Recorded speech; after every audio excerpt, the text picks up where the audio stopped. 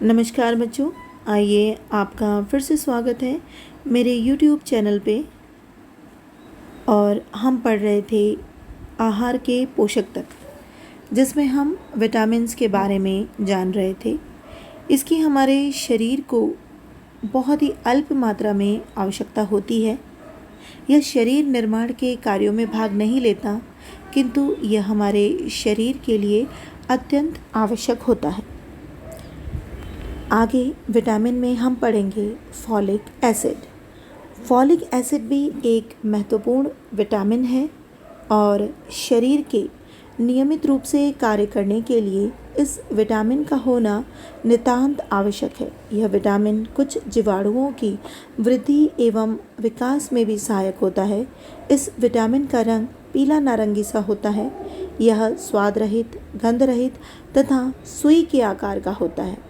इस पर ताप का कोई प्रभाव नहीं पड़ता, किंतु अम्ल के प्रभाव से इसका विघटन हो जाता है, यह भागों में बढ़ जाता है। इस पर प्रकाश का भी प्रतिकूल प्रभाव पड़ता है। आइए जानते हैं फॉलिक एसिड के प्राप्ति के क्या क्या स्रोत हैं।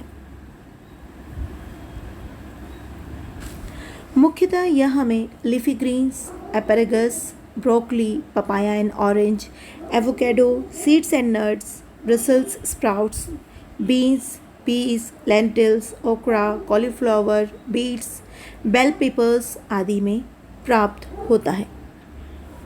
और इनमें यहाँ दर्शाए गए चित्रों में जितने भी आपको भोज्य पदार्थ दिखाई दे रहे हैं, उनमें हमें ये फॉलिक एसिड प्रचुर मात्रा में दिखाई पड़ता है, आसानी से मिल जाता है। आगे इसके प्रमुख स्रोत हैं यकृत, खमीर, हरी शाक सब्जियां। अन्य सब्जियों की अपेक्षा पालक में भी इसकी अधिक मात्रा पाई जाती है। लोहे आदि के बर्तनों में पकाने से भी इस विटामिन की पूर्ति आसानी से, सरलता से हो जाती है। हमारी आंतों में भी कुछ ऐसे जीवाणु होते हैं जो इस विटामिन का अपने आप ही निर्माण करते हैं। चित्र में दर्शाए गए नींबू, केला, संतरा, अनाज से बनी रोटी, पत्ता गोभी, ब्रोकली, स्पिनच, पालक, मटर, तरबूज और बहुत सारे नट्स, मूंगफली आदि में यह फॉलिक एसिड हमें प्रचुर मात्रा में मिल जाता है। आइए जानते हैं फॉलिक एसिड के क्या महत्वपूर्ण कार्य हैं। फॉलिक एसिड कोएंजाइम के रूप में महत्वपूर्ण भूमिका निभाता है। यह ब्लड फॉर्मेशन यानी रक्त के निर्माण में भी सहायक होता है। फॉलिक एसिड बायोटिन के साथ मिलकर यकृत में पेंटाथेनिक एसिड के संग्रह में सहायक होता है।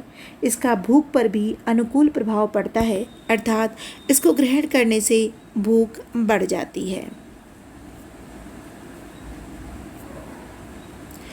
इस फॉलिक एसिड के आगे क्या कार्य हैं देखते हैं। यह डीएनए के सिंथेसाइज में आरबीसी, डब्ल्यूबीसी यानी लाल रक्त कणिका और श्वेत रक्त कणिका के नॉर्मल मैचुरेशन और डीएनए प्रोडक्शन के प्यूरिन एंड पिरिमिडीन्स सिंथेसाइज में भी मुख्य भूमिका निभाता है।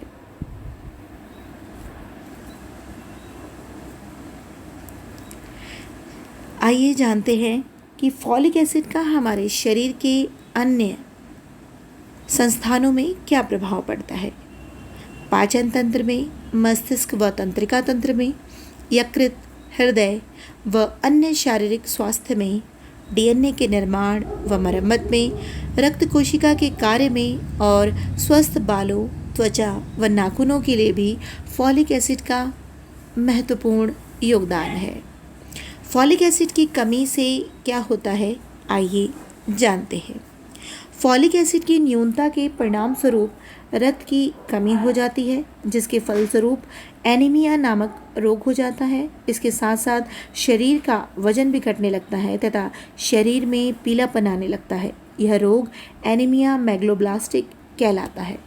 हमारे भारतवर्ष में बच्चों यह एनीमिया पेशेंट सबसे ज़्यादा है और उसमें भी महिलाओं, बालिकाओं, बच्चियों में यह एनीमिया की शिकायत बहुत ज़्यादा देखने को मिलती है।